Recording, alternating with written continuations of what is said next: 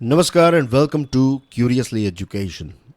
राजेश दास एक suspended DGP है। तमिलनाडु के ये स्पेशल डीजीपी थे लॉ एंड ऑर्डर के। तमिलनाडु की विल्लुपुरम कोर्ट ने राजेश दास को दोषी पाया है एक केस में, और इस व्यक्ति को 3 साल की रिगरस इम्प्रिजनमेंट की सजा जो है वो विल्लुपुरम कोर्ट ने सुनाई है। यह केस है सेक्सुअल हरासमेंट का।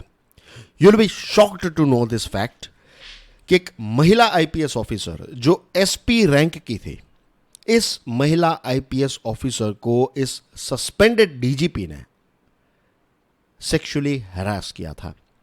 महिला आईपीएस ऑफिसर ने फरवरी 2021 में यह इल्ज़ाम लगाया था इस मिस्टर दास पर कि एक बंदोबस्त की ड्यूटी के दौरान मुझे इस सस्पेंडेड डीजीपी ने सेक्सुअली हैरास किया था।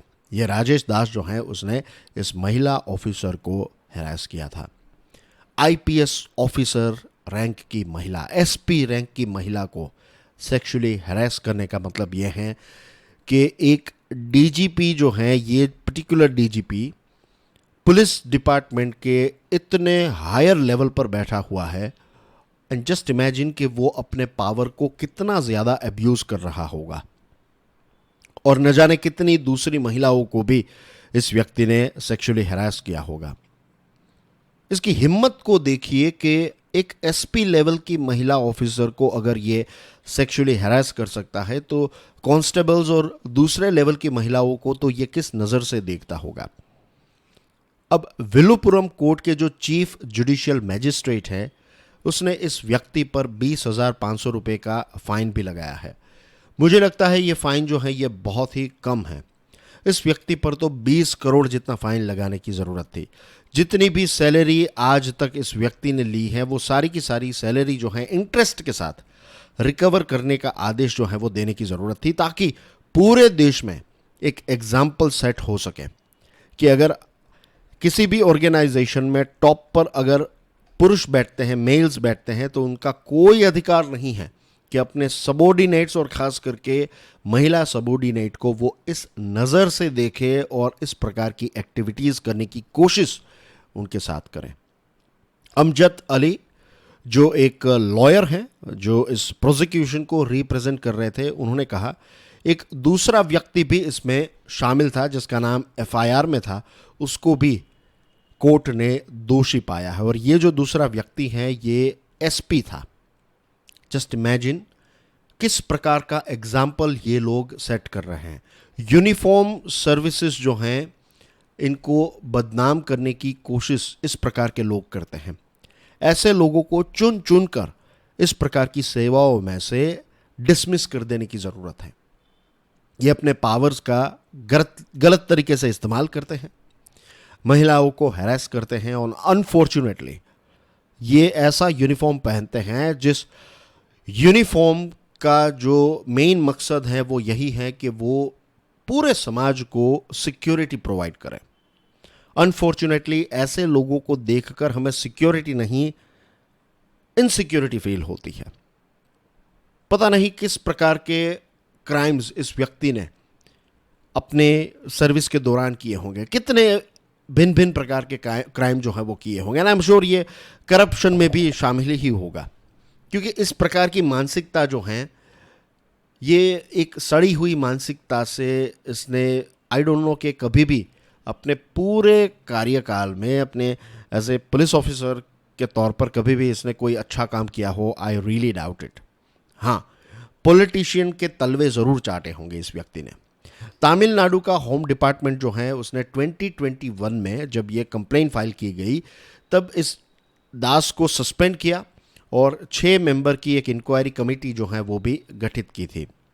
उस समय पर तमिलनाडु में AIADMK की सरकार थी, और उस समय पर जो MK स्टैलिन जो फिलहाल तमिलनाडु के चीफ मिनिस्टर हैं, वो ऑपोजिशन में थे।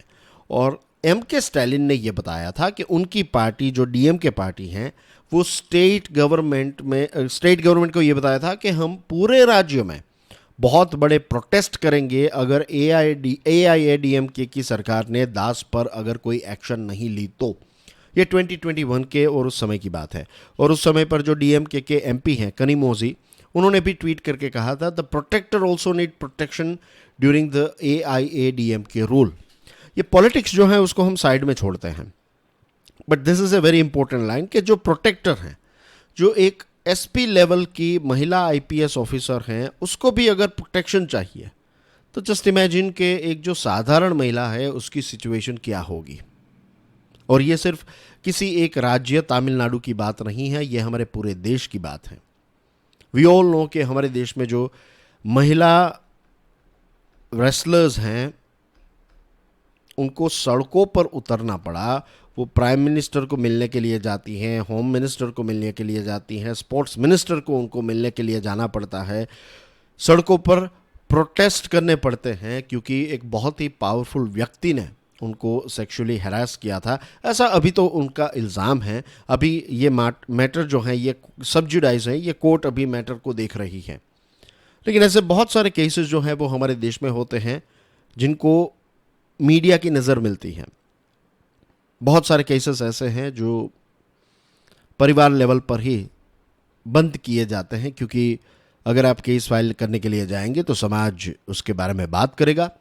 और अनफॉर्चुनेटली समाज का स्ट्रक्चर ऐसा है कि जो पीड़ित हैं उसके बारे में बात करेंगे, जो व्यक्ति है जिसने ऐसा एक्ट किया है, जिसने किसी महिला को सेक्सुअली हैरास किया है, उसके बारे में कोई उतनी ज़्यादा बात नहीं करता है। ये मानसिकता जो है उसको चेंज करने की ज़रूरत है।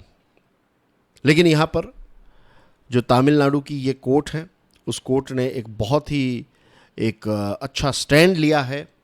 एंड आई एम श्योर इस प्रकार के केसेस से समाज में भी बदलाव आएगा, और ख़ास करके वे सारे लोग जो सत्ता में हैं, जो पावरफुल पोजीशन पर हैं, उनकी मानसिकता में भी एक बदलाव आएगा कि महिला ऑफिसर्स जो हैं या फिर कोई भी महिला जो है, महिला कर्मचारी जो हैं, चाहे वो प्राइवेट में हो चाहे पब्लिक सर्विसेज में हो, आप उनको परेशान नहीं कर सकते, आप उनको सेक्सुअली हैरास नहीं कर सकते। उनका भी परिवार है, वो भी किसी की बहन है, किसी की बहू है, किसी की बेटी है। They need to understand this thing. I hope कि इस डिसीजन से समाज में एक बदलाव आएगा, पुलिस डिपार्टमेंट में एक बदलाव आएगा। अभी ये जो राजेश दास हैं उसको 30 दिनों का वक्त दिया गया है, राइट। ये 30 डेज के अंदर अगर ये व्यक्ति चाहे तो हायर कोर्ट में इस जजमेंट को अपील कर सकता है। एंड आई एम श्योर ये व्यक्ति जो है इसको अपील भी करेगा। एक कोर्ट में तो इसको दोषी पाया है। मुझे लगता है जनरली स्पीकिंग कोर्ट के केसेस में ऐसा ही होता है कि हायर कोर्ट में भी अगर आप जाए तो जो लोअर कोर्ट ने डिसीजन लिया है, ज़्यादातर केसेस में 90% या फिर 90% से ज़्यादा केसेस में जो हायर कोर्ट होती है वो लोअर कोर्ट का जो स्टैंड होता है उसी चीज़ को एक्सेप्ट करती है। तो अभी तो मुझे ऐसा लगता है ये राजेश दास का बचना जो है वो बहुत ही मुश्किल है। बट एनीवेज, आज की हमारी जो डिस्कशन है ये it's not just about Rajesh Das, it's not limited to Rajesh Das. We have to think about this particular issue. ये जो एक इश्यू है इसकी और गहराई में हमें सोचने की ज़रूरत है कि इस प्रकार के केसेस जो हैं वो क्यों होते हैं हमारे देश में। Thank you very much for watching this video. God bless you all. Jai Hind.